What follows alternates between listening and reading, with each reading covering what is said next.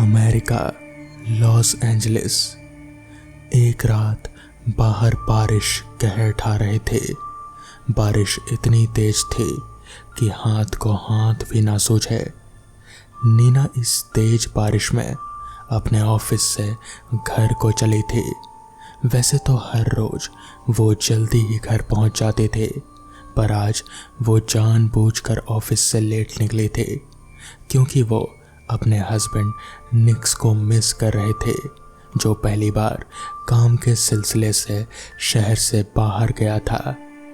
उसने एक शॉर्टकट पकड़ा, पर अजीब बात थी कि रास्ता बिल्कुल सुनसान था। खैर, इस बारिश में और उम्मीद भी क्या की जा सकती है। वो तेज तेज कदमों से अपने अपार्टमेंट की तरफ बढ़ने लगी।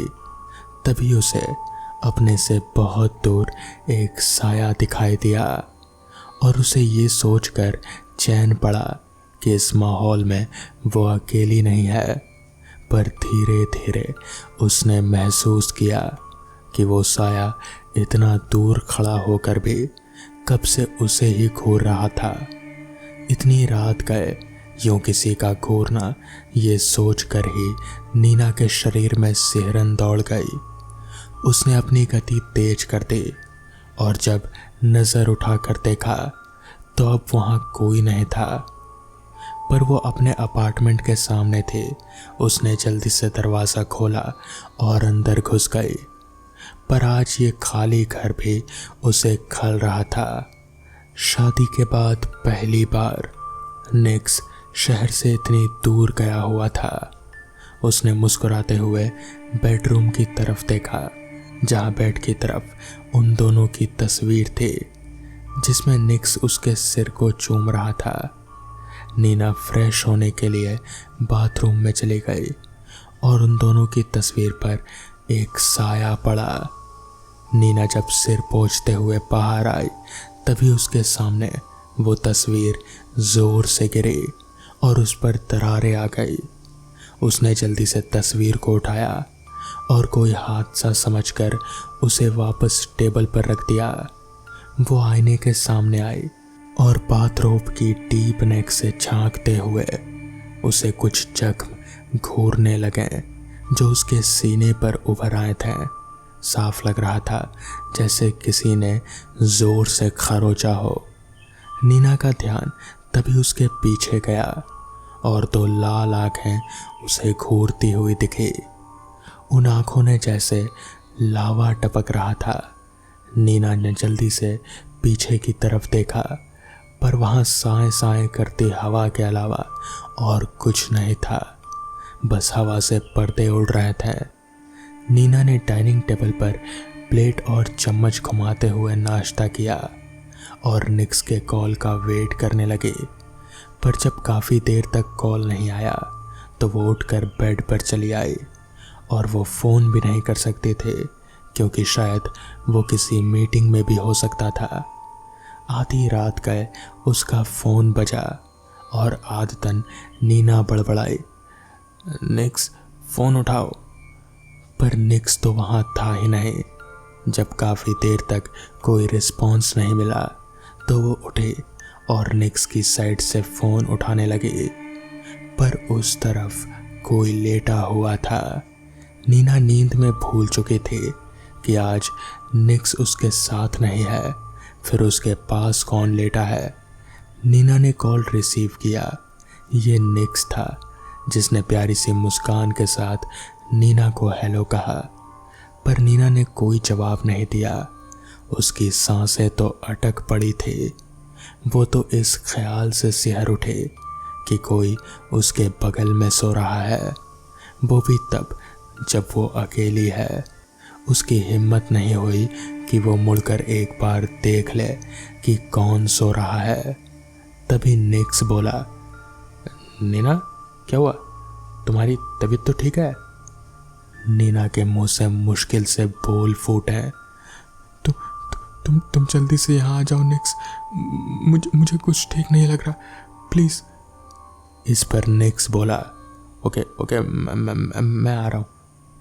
इतना कहते ही नीना ने फ़ोन रखा और धीरे धीरे उस तरफ मुड़ी और उसकी दाईं तरफ लगी ड्रेसिंग टेबल का नज़ारा देखकर उसे लगा कि अभी उसका दिल सीना फाड़ कर बाहर निकल आएगा। निक्स की जगह रजाई में कोई सोया हुआ था। उसकी लाल आंखें चमक रहे थे और उसके चेहरे पर एक शैतानी मुस्कान थी। नीना का दिमाग ब्लैंक हो चुका था। उसे चिल्लाना भी नहीं सूझा और चिल्लाती तो भी कौन ही आता। उसने खुद को कड़ा किया और वापस से वैसी ही लेट गई और कसकर आंखें बंद कर ली। पर तभी उसे अपने हाथ पर किसी का स्पर्श महसूस हुआ। वो इस स्पर्श को अच्छे से पहचानते थे। मुझे छोड़ दो जेम्स, मैंने क्या बिगाड़ा तुम्हारा? प्लीज़ प्लीज़ मुझे छोड़ दो। नीना को अपने ऊपर अभी भी किसी का स्पर्श महसूस हो रहा था और तभी उसके कान के पास फुसफुसाहट हुई। मैंने कहा था ना, मैं वापस आऊँगा। नीना जल्दी से बिस्तर से उठी और डर कर कमरे से बाहर की तरफ भागी और रूम को लॉक कर दिया। उसने सबसे पहले घर से भागने का तय किया।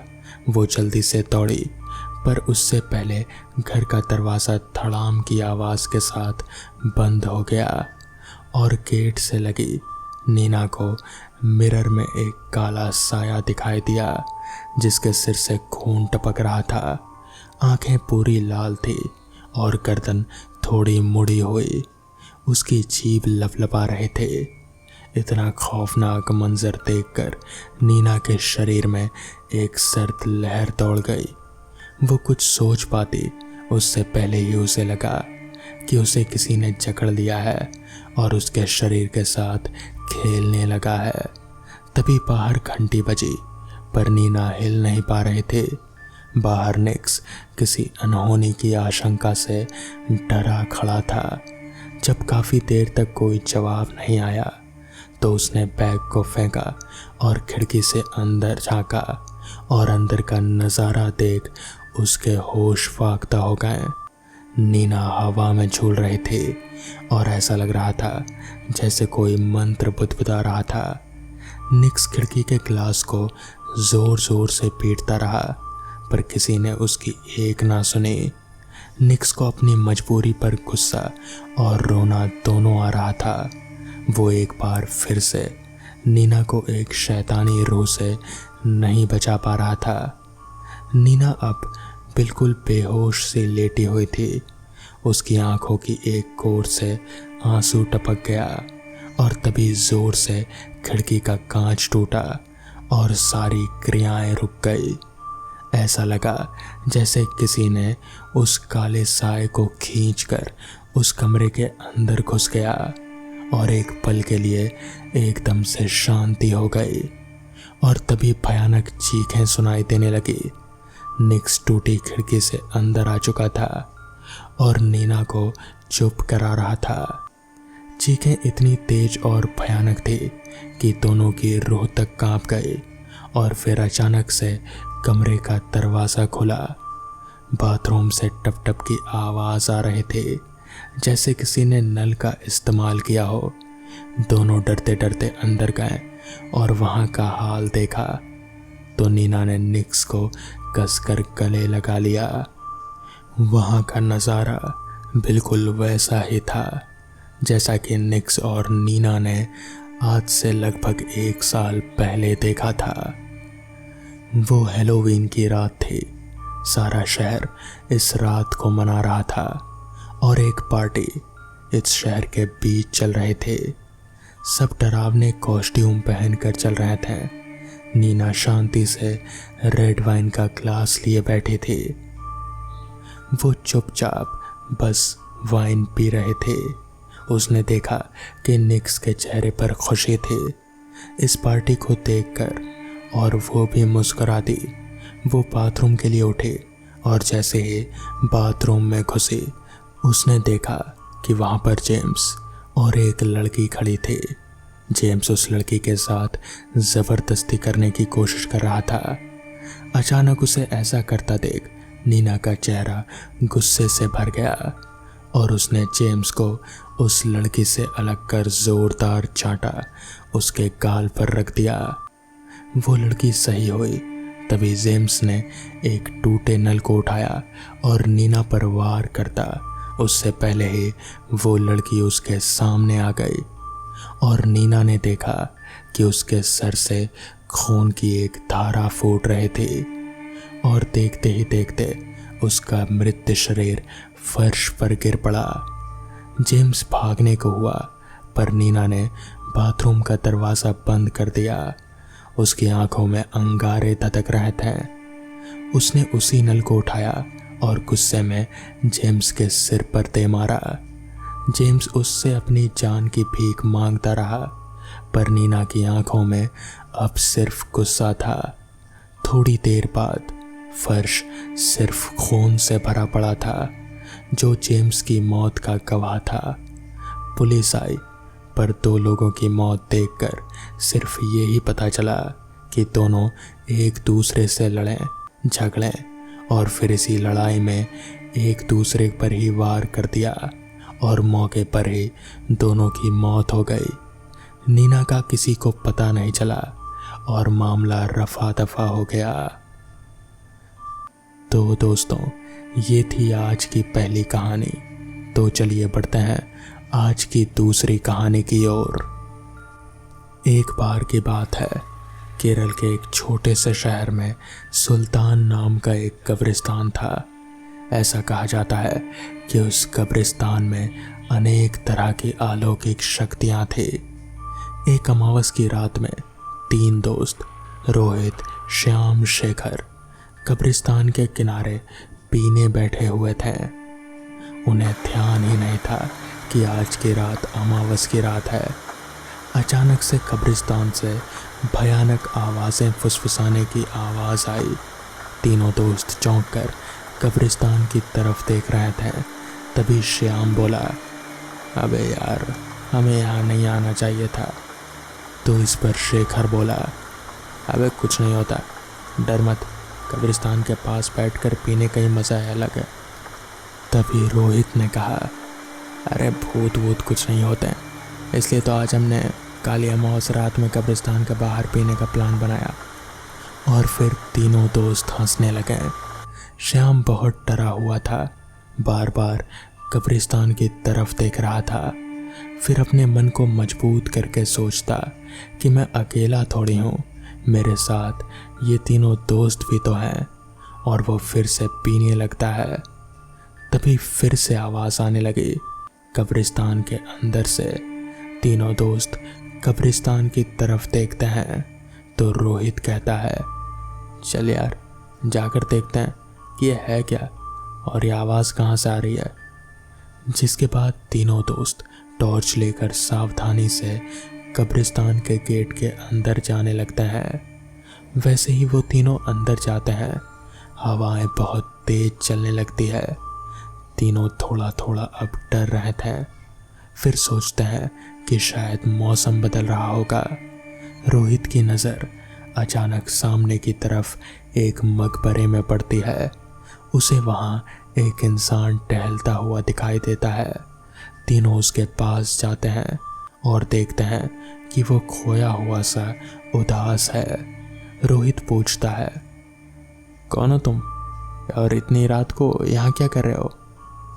तो इस पर वो आदमी जवाब देता है कि वो एक आत्मा है, उसका नाम अकबर है और अकबर उन्हें एक भयानक अभिशाप के बारे में बताता है। दरअसल हुआ ये कि अकबर ने कहा कि एक अभिशाप है जो कब्रिस्तान में सभी आत्माओं को परेशान करता है। इस पर रोहित ने पूछा कि कौन सा अभिशाप जो आत्माओं को परेशान कर सकता है। अकबर ने कहा कि एक बहुत पुरानी चुड़ैल है जो हर रात जागती है और कब्रिस्तान पर अपना काला जादू करती है और मुझ जैसे ना जाने कितने मासूम आत्माओं को अपने वश में कर लेती है, उन्हें अपना गुलाम बनाती है और फिर हमें बहुत तकलीफ देती है। रोहित ने कहा, यार इस अभिशाप को तोड़ने का कोई तरीका नहीं है? तो इस पर अकबर ने कहा, तरीका कब्रिस्तान के पीछे जो जंगल है, उस जंगल के एक पेड़ के नीचे छिपी एक मंत्र की किताब है। अगर कोई उसको ढूंढकर आधी रात से पहले चला दे तो ये चुड़ैल का अभिशाप खत्म हो जाएगा और फिर हम सारी आत्माएं आराम से सो सकेंगे। तीनों दोस्तों का नशा उतर चुका था पूरी तरह से और वो सोचने लगते हैं कि हम इंसान ही नहीं, इन आत्माओं को भी कष्ट होता है। आज तक तो हम सोचते थे कि भूत वूत नहीं होते हैं, पर आज जाना कि इस संसार में भूत भी होते हैं। और फिर तीनों दोस्तों की बहादुर टुकड़ी उस जादुई किताब को ढूंढने के लिए उस कब्रिस्तान से निकलकर जंगल की ओर बढ़ने लगे। उन्होंने अंधेरे में मकबरों के बीच से एक रास्ता खोजा जंगल में जाने के लिए, और इस बात का ध्यान रखा कि आराम कर रही कोई भी आत्मा को परेशानी ना हो। चलते चलते वो कब्रिस्तान के आखिरी छोर पर पहुंचे तो उन्हें जॉन नाम का एक छोटा सा कंकाल मिला।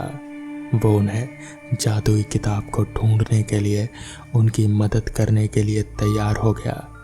छोटा कंकाल उन्हें एक आम के पेड़ के पास ले गया और कहा कि आम के पेड़ के पत्ते अपने पास रख लो।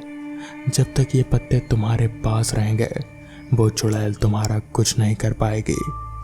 तुम्हें जादुई किताब हासिल करने में ये मदद करेगी। कहकर वो छोटा कंकाल वापस कब्रिस्तान में लौट गया। सारे दोस्त जादुई किताब ढूंढने के लिए आगे निकल गए। बहुत ढूंढने के बाद तीनों दोस्तों को जंगल में झील के अंदर कुछ चमकता हुआ दिखाई दिया। रोहित को तैरना आता था।